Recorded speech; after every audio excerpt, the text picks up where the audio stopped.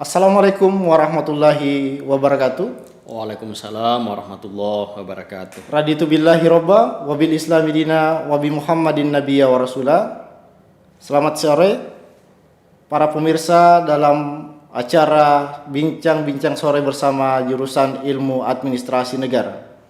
Bersama saya Rusliadi Esos MAP selaku host dalam acara ini yang bertemakan dengan rekognisi pembelajaran lampau. Tentunya hari ini saya ditemani oleh Ketua Program Studi Ilmu Administrasi Negara. Selamat sore Bapak. Selamat sore. Bapak Dr. Nur Wahid Esos MSI. Tentunya beliau ini adalah Ketua Program Studi di jurusan Ilmu Administrasi Negara, Fakultas Ilmu Sosial dan Ilmu Politik, Universitas Muhammadiyah Makassar. Bagaimana Pak, di Prodi masih aman?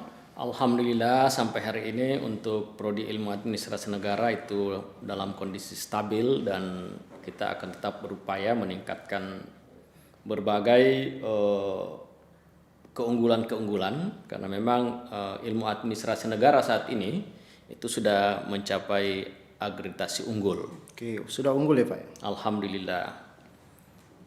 Kemudian bagaimana sih ilmu administrasi negara untuk menyambut program daripada pemerintah ini Pak terkait rekognisi pembelajaran lampau? RPL ini, rekognisi pembelajaran lampau ini merupakan program pemerintah yang kami sebagai ketua prodi merupakan peluang besar untuk memberikan pendidikan dan pengajaran kepada masyarakat, dan bagaimana mencerdaskan kehidupan bangsa tanpa melihat latar belakang atau kita harus berpendidikan yang berkeadilan. Berarti rekognisi pembelajaran lampau ini bisa dijangkau oleh semua aspek masyarakat, begitu Pak ya? Intinya kalau kita berbicara LPL, itu memang jangkauannya kepada seluruh masyarakat, terutama yang bekerja.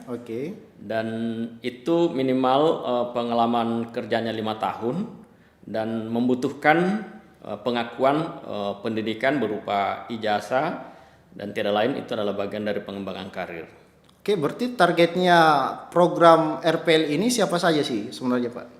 Kalau kita berbicara tentang target yang kita akan temui atau target yang akan kita sasar, yang pertama tamatan-tamatan SMA yang memiliki pengalaman kerja di berbagai instansi dan minimal itu 5 tahun.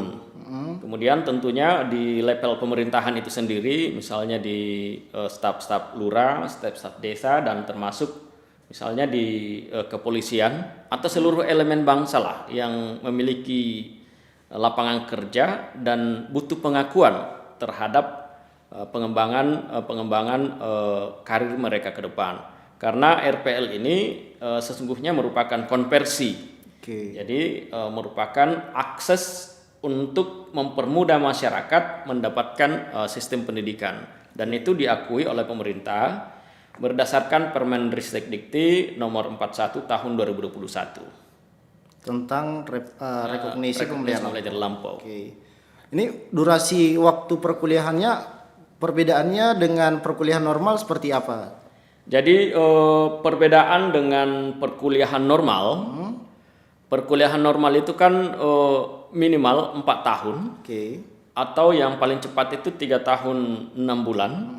Sementara RPL ini setelah kita mengkonversi dari hasil pengalaman kerjanya dari berbagai pendidikan informal ataupun non formal atau pelatihan-pelatihan, itu bisa sampai 1 tahun bahkan 6 bulan. Karena maksimal yang dikonversi dalam RPL itu 75%.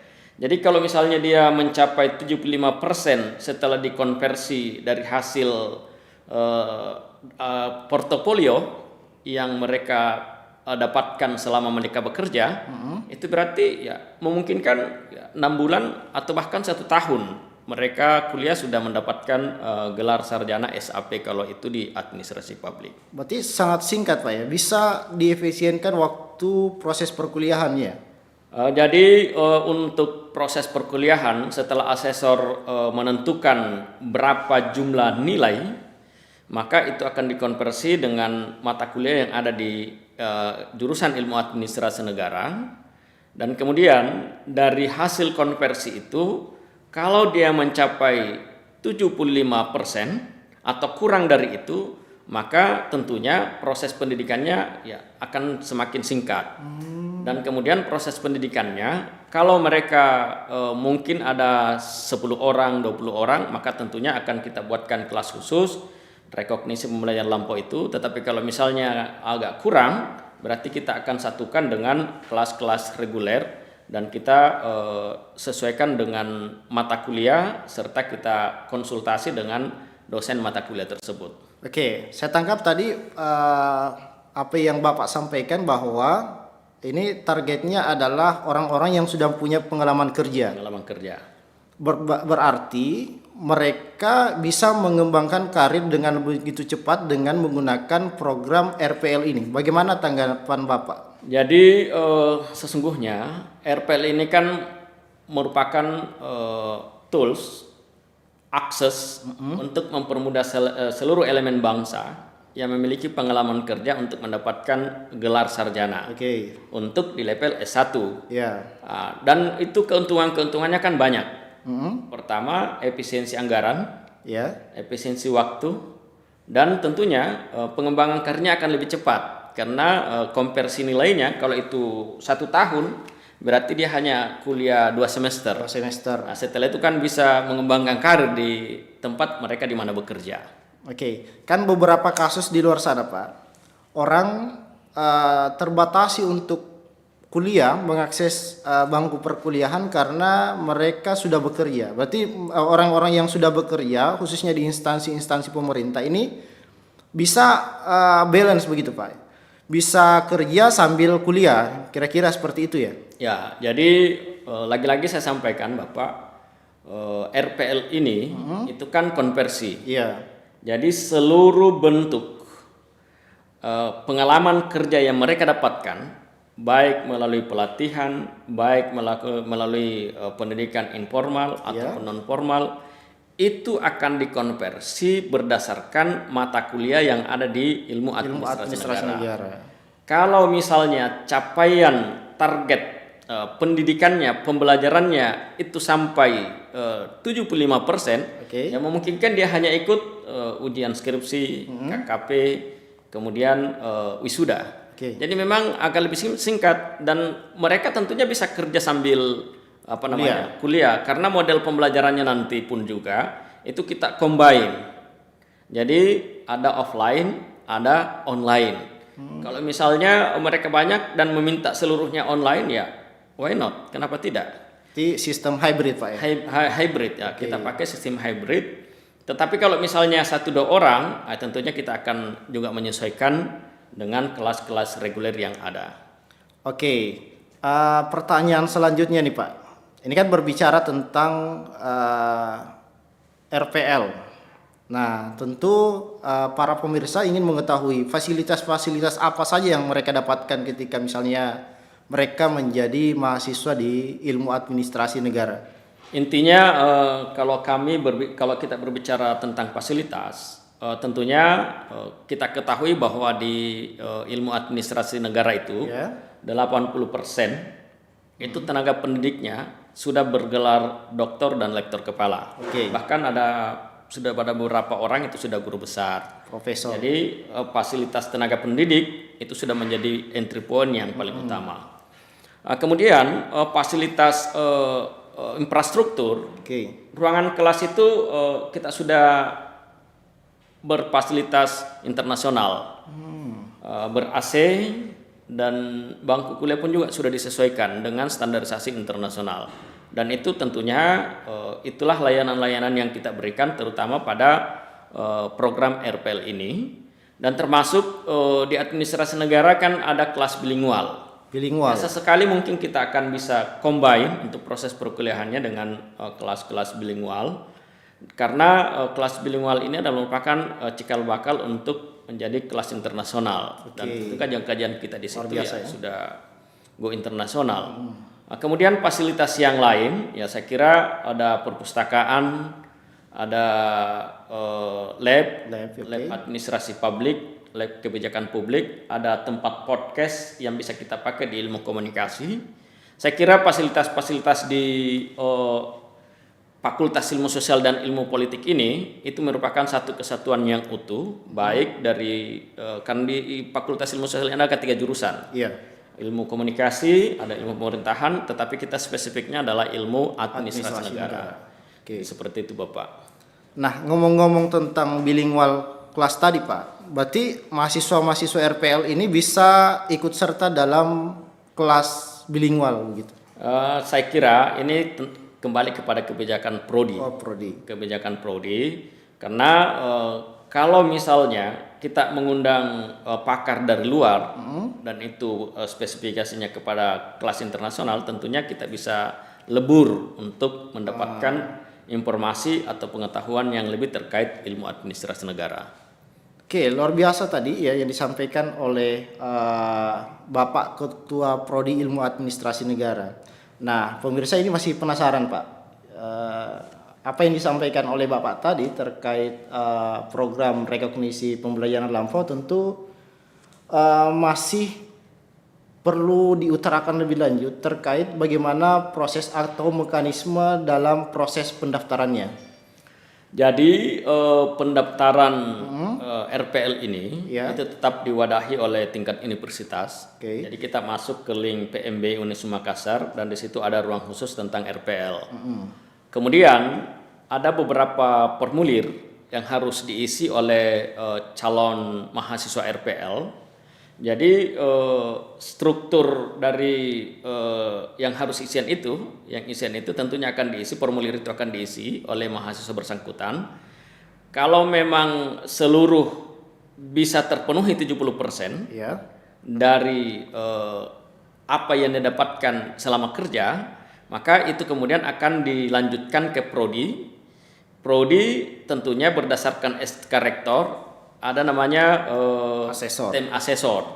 Tim asesor itulah yang kemudian melakukan pemeriksaan terhadap berkas-berkas mahasiswa itu, terutama poin-poin hasil capaian di tempat kerjanya berupa pendidikan informal, pendidikan formal atau sertifikat-sertifikat itu. Oke, bisa sertifikat ya, Pak? Bisa sertifikat, itu bahkan bisa foto-foto, kalau itu dokumentasi, bisa dalam bentuk dokumentasi dan bisa dipertanggungjawabkan. Tentunya setelah itu diperiksa oleh asesor. Setelah itu asesor yang menetapkan capaian RPL-nya ini berapa persen, dan kemudian dari capaian itulah yang kemudian kita hitung, oh ini 1 semester atau 2 semester. Jadi untuk proses pendaftarannya tetap masuk ke link PMB Unism Makassar, dan di situ juga sudah ada rincian-rincian pembayaran-pembayaran yang harus diselesaikan. Intinya bahwa dengan program RPL ini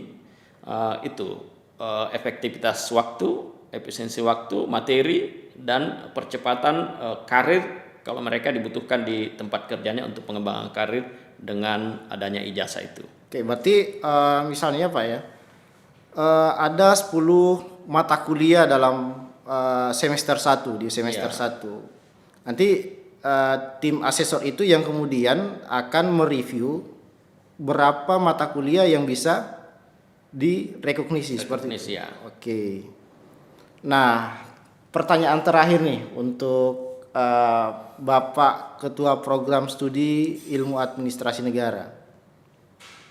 Manfaat apa yang kira-kira didapatkan oleh para calon mahasiswa RPL?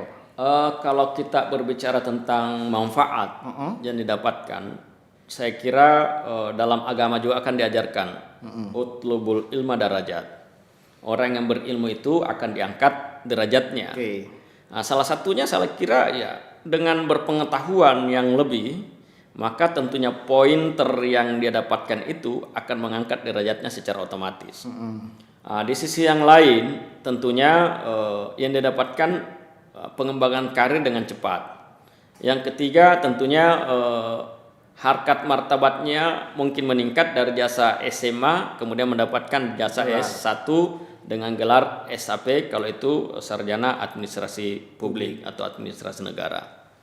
Jadi value yang didapatkan ya tentu bukan cuma gelar yang bisa singkat didapatkan, tapi tentu nilai-nilai akademik itu juga didapatkan.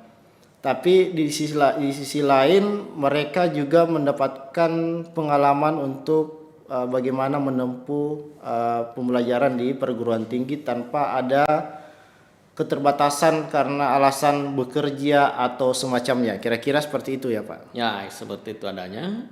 Intinya bahwa dengan RPL ini akses yang dibuka pemerintah itu bagian dari pemerataan sistem pendidikan. Baik yang bekerja ataupun yang tidak bekerja. Tetapi spesifikasi untuk RPL ini tentunya kita spesifikkan kepada orang-orang yang memiliki pengalaman kerja, praktisi, supaya mereka mudah mendapatkan, bukan mudah ya, karena melalui proses panjang untuk mendapatkan gelar sarjana tanpa waktu yang begitu panjang, karena pengalaman kerja yang didapatkan sesungguhnya itu kan belum tentu juga dapatkan di bangku kuliah, dan itu harus dihargai. Makanya lahirlah RPL, rekognisi pembelajaran lampau, dengan konsep mengkonversi berbagai aktivitas-aktivitas yang mereka sudah lalui, dan itu tentunya ini bagian dari program pemerintah yang memang sudah dibaca sejak awal. Kalau ternyata di dunia kerja banyak orang-orang yang membutuhkan pengembangan pendidikan tetapi aksesnya terbatas. Tetapi dengan adanya fasilitas ini, akses ini membuka secara luas kepada seluruh elemen bangsa bagaimana mendapatkan sistem pendidikan tanpa mengurangi kadar dari proses seperti yang reguler-reguler itu. Sesi terakhir ini saya mau berikan kesempatan kepada Bapak Nur Wahid untuk menyampaikan kepada pemirsa, untuk mengajak para calon mahasiswa untuk bergabung dalam rekognisi pembelajaran lampau dalam program studi ilmu administrasi negara. Silakan Bapak. Jadi pemirsa dimanapun berada, intinya bahwa ilmu administrasi publik atau ilmu administrasi negara itu sudah terakreditasi unggul, dan kemudian ruang lingkup kerjanya itu sangat luas, meliputi legislatif, eksekutif, dan yudikatif. Jadi ruang lingkup lapangan kerja untuk ilmu administrasi negara itu sangat luas, apalagi dengan adanya sistem kolaborasi. Dengan adanya kolaborasi itu ternyata bisa masuk ke lini-lini swasta, termasuk di Morowali, saudara-saudara kita banyak di sana, di Papua juga ada, di Kalimantan ada, di beberapa perusahaan. Dan terakhir ini ada beberapa saya dapatkan di perbankan. Ini konsep kolaborasi yang dibangun oleh administrasi publik, termasuk adanya konsep reinventing governance. Reinventing governance itu bagaimana mewirausahakan pemerintahan, birokrasi pemerintah. Karena ternyata kajian-kajian inilah yang berkembang sehingga lapangan kerja administrasi publik itu semakin luas. Karena pemahaman masyarakat kemarin, dia hanya menganggap bahwa administrasi itu hanya proses tulis-menulis. Padahal di dalam kajian administrasi publik itu sangat luas, baik kebijakan publik, manajemen publik, kepemimpinan, keorganisasian, seluruhnya kita pelajari, termasuk kewirausahaan. Dan masih banyak mata kuliah yang memang dibutuhkan di tempat-tempat kerja atau di ruang-ruang publik, baik itu swasta ataupun pemerintah. Oleh karena itu, saya mengajak kepada seluruh elemen masyarakat, mari bergabung di ilmu administrasi negara. Dan insya Allah kalau kalian bergabung di ilmu administrasi negara itu tidak akan merugi. Dan saya kira jangkauan lapangan kerjanya sangat luas. Dan itulah yang menjadikan ilmu administrasi negara Unisma Makassar sampai hari ini itu tetap eksis dan insya Allah akses selamanya. Assalamualaikum warahmatullahi wabarakatuh. Waalaikumsalam warahmatullahi wabarakatuh. Itulah tadi yang disampaikan oleh Bapak Ketua Program Studi Ilmu Administrasi Negara terkait rekognisi pembelajaran lampau dan keunggulan-keunggulan yang disampaikan melalui program studi ilmu administrasi negara. Tentunya Bapak Ibu sekalian sebagai calon mahasiswa RPL akan mendapatkan banyak manfaat ketika bergabung dalam RPL jurusan ilmu administrasi negara.